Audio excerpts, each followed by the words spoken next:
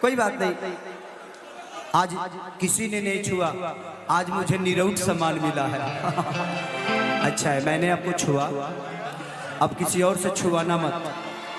जब भी छुआने का मन करे मुझे कॉल कर लेना कि सर एक बार आके छू लीजिए ना।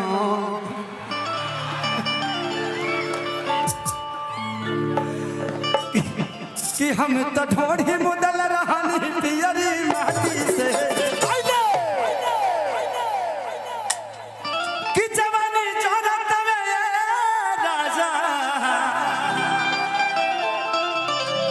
देवर मुअना बजावा ताते बाजा,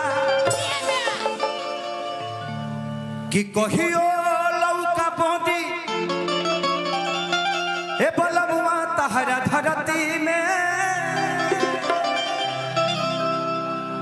आहर लेके चढ़ गइल बावे।